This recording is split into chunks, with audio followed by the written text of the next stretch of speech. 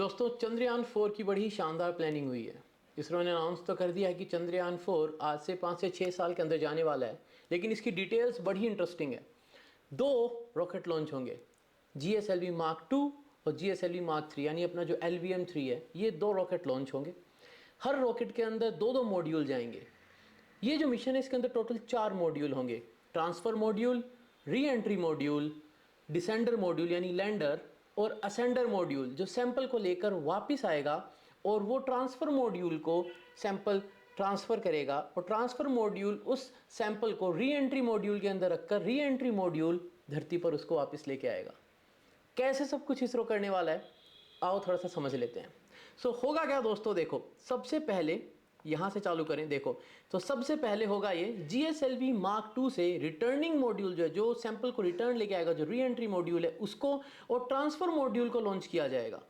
ये जाएंगे GTO में। GTO मतलब जिस तरीके से अभी हमारा चंद्रयान 3 गया था उस ऑर्बिट में जाएंगे, फिर वहाँ पे धरती के चक्कर काटते काटते काटते काटते ये चांद पर पहुँचेंगे। तो अपन ये मान लेते हैं कि मान लो फिर से हम उसी साल में आ जाते हैं और 14 जुलाई को जैसे चंद्रयान 3 लॉन्च हुआ था, वैसे इस साल ये वो साल है जब चंद्रयान 4 जाने वाला है। तो 14 जुलाई को GSLV Mark 2 को हम लॉन्च करेंगे। वो सैंपल्स को लेके, मॉड्यूल्स को लेके जाएगा और मॉड्यूल्स को वो रिलीज़ कर देगा। फिर हम लॉन्च करेंगे GSLV Mark 3, यानी जो अपना LVM-3 है उसे हम लॉन्च करेंगे, जिसके अंदर लैंडर मॉड्यूल होगा और असेंडर मॉड्यूल होगा। लैंडर मॉड्यूल लैंड करेगा चांद के ऊपर। असेंडर मॉड्यूल जो है सैंपल्स को, जो चांद से सैंपल कलेक्ट करेंगे हम, उन सैंपल्स को इकट्ठा करके वापस आ जाएगा। लैंडर मॉड्यूल को वहीं छोड़ दिया जाएगा। असेंडर मॉड्यूल जो है वो उड़कर वापस आ जाएगा और वो ऑर्बिट में जो घूम रहा है हमारा ट्रांसफर मॉड्यूल, उससे आके डॉकिंग करेगा। ठीक है, तो दो अलग अलग मिशन होंगे। इसका प्रोफाइल कैसा होगा, तो GSLV Mark 3 से LVM-3 से हम लॉन्च करेंगे, ये डायरेक्ट TLI में जाएगा, यानी ट्रांस लूनर ट्रेजेक्ट्री। जो ट्रांस लूनर इंजेक्शन होता है वो डायरेक्ट होगा। अब इसका क्या मतलब है वो भी देख लेते हैं।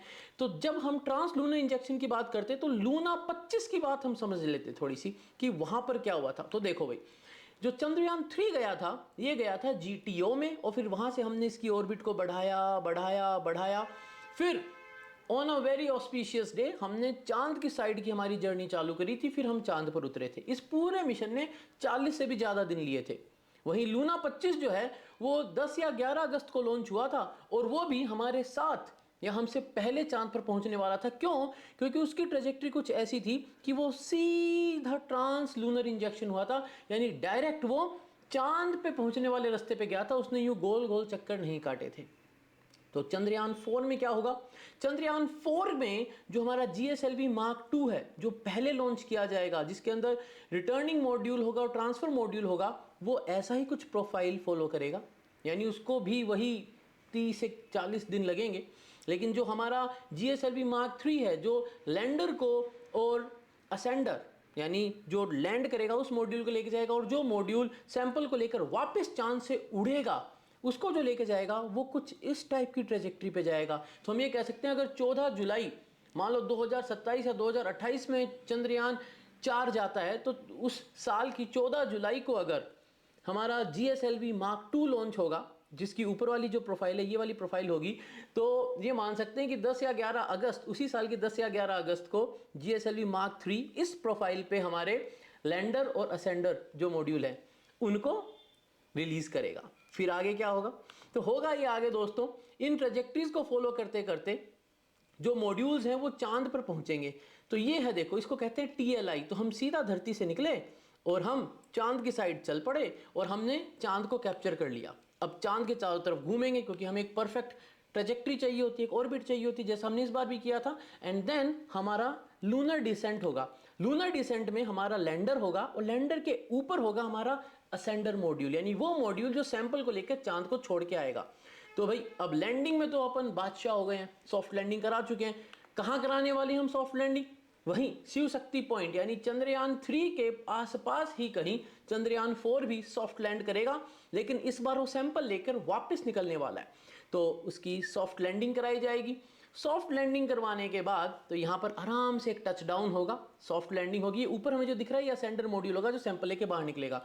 जब ये सब हो रहा होगा उसी वक्त ऑर्बिट में जो हमारा ट्रांसफर मॉड्यूल है, अभी हम उसको अगर ऑर्बिटर बोले तो इसमें री एंट्री और ट्रांसफर दोनों एक साथ रहेंगे, कनेक्टेड मॉड्यूल रहेंगे। इसके अंदर से अब इसकी जो केसिंग है वो अलग कर दी जाएगी, क्योंकि अब हमें पता है कि यहाँ पर असेंडर मॉड्यूल सैंपल लेके वापस आएगा और इससे वो डॉकिंग करेगा। तो क्या होगा देखो, तो कुछ ना कुछ सैंपल लेने हैं तो ऑब्वियसली कोई ना कोई ड्रिल तो उसके ऊपर होगी, तो हम ड्रिल करेंगे, लूनर सॉइल का, लूनर रॉक्स का सैंपल लेंगे एंड देन अब देखो यहाँ पर असेंडर मॉड्यूल जो है वो हमारे लैंडर को वहीं छोड़ देगा और उसका लिफ्ट ऑफ होगा। अब ये पहुंचेगा ऑर्बिट में, तो ये चांद की सतह को छोड़कर ऊपर उठ जाएगा, ये पहुंचेगा ऑर्बिट में और वहां पर इसको मिलेगा हमारा ट्रांसफर मॉड्यूल। ये जाकर ट्रांसफर मॉड्यूल है, ये इससे जाकर डायरेक्ट डॉकिंग करेगा। तो यहां पर देखो ये हमारा मॉड्यूल है जो इसको धरती पर वापस लेके आने वाला है, और ये सैंपल मॉड्यूल है, तो अब ये जाकर इसके साथ डॉकिंग करेगा। सैंपल मॉड्यूल जो असेंडिंग मॉड्यूल जो सैंपल लेके आया है, तो यहां पर डॉकिंग दिखाई जा रही है। तो ये सैंपल है, इसके अंदर सैंपल यहां पर इस सिलेंड्रिकल फॉर्मेट में है, ये डॉकिंग हुई, आर्म्स ने पकड़ा और अब जो सैंपल है उसको ट्रांसफर कर दिया जाएगा। तो सैंपल यहां से ट्रांसफर कर दिए गए, सैंपल जा रहा है, अब अंदर सैंपल ले लिया गया है ट्रांसफर मॉड्यूल के अंदर। सैंपल जब ट्रांसफर मॉड्यूल में आ जाएगा तो असेंडर मॉड्यूल जो है उसको रिलीज कर दिया जाएगा, उसको वहीं छोड़ दिया जाएगा चांद की ऑर्बिट में, वो चांद के चारों तरफ ही रह जाएगा। और transfer module with the re entry module जो है, जो रिटर्निंग मॉड्यूल है, उसको लेकर वो आगे चल पड़ेगा। तो यहाँ पर ये देखो, जो मेरा असेंडर मॉड्यूल था जो सैंपल लेके आया था, हमने उसको छोड़ दिया और हम निकल पड़े अब धरती की साइड। अब हम धरती की ट्रेजेक्टरी पे आएंगे, नहीं चांद को छोड़ते हुए धरती की साइड निकलेंगे। तो ये वाला पार्ट इसरो पहली बार करने वाला है, चांद से वापस आने वाला पार्ट। और यहाँ पर जब हम आएंगे, हमने re entry module already test किया हुआ है, तो अब यहाँ पर क्या होगा, ये ट्रांसफर मॉड्यूल जो है इससे अब देखो यहाँ पर री एंट्री मॉड्यूल जो है ये सेपरेट आउट हो जाएगा, अलग हो जाएगा, और अब इसकी जर्नी चालू होगी धरती के अंदर री एंट्री करने के लिए एटमॉस्फेयर की। तो इस तरीके से यहाँ पर जो हमने ये देखा ना अभी कि वो ऐसे जंप कर रहा था, इसको स्किप री एंट्री कहते हैं। स्किप री एंट्री का मतलब ये है कि कभी कभी हमें जब बहुत ज़्यादा लंबी दूरी तय करनी हो तो हम कभी कभी एटमॉस्फेयर के अंदर घुसकर बाहर निकलकर, अंदर घुसकर बाहर निकलकर एक एटमॉस्फेयर से ही मदद लेते हैं कि हम हमारी ड्यूरेशन को बढ़ा सके, जिससे हम लॉन्ग रेंज को, डिस्टेंस को ट्रैवल कर सके और हम हमारी लैंडिंग साइट तक जा सकें। अगर हम जब धरती पर उतरने वाले हैं उस वक्त जो हमारी लैंडिंग साइट है वो फार साइड ऑफ द अर्थ अगर हमारे है, तो हम इस टेक्निक को यूज़ करते हैं। तो वो तो और डिटेल जो है प्रोफाइल्स की वो तो बाद में पता चलेगी, बट चंद्रयान 4 जो है वो शॉर्ट होने वाला है। पहले यह ल्यूपिक्स के साथ होने वाला था जो जाक्सा का मिशन है, लेकिन अब वो अलग कर दिया गया है। जाक्सा का जो मिशन है ल्यूपेक्स का, उसके अंदर जो लैंडर जाने वाला है, अगर वो विक्रम लैंडर होगा तो वो विक्रम नहीं, वो महाविक्रमी लैंडर होगा। क्यों? क्योंकि अभी जो विक्रम लैंडर गया था वो तो 25 या 27 किलो के रोवर को लेके गया था, लेकिन जो ल्यूपेक्स मिशन है उसके अंदर जो लैंडर है वो 350 किलो के रोवर को लेके जाने वाला है। So it has to be a huge lander. उसकी डिटेल भी जैसे जैसे पता चलेंगी, I will share the details with you. But Chandrayaan 4 is a totally different mission. इसके अंदर हम चांद के सैंपल लेके आने वाले हैं। ये जो मिशन है इसके अंदर 2 अलग अलग रॉकेट लॉन्चेस होंगे।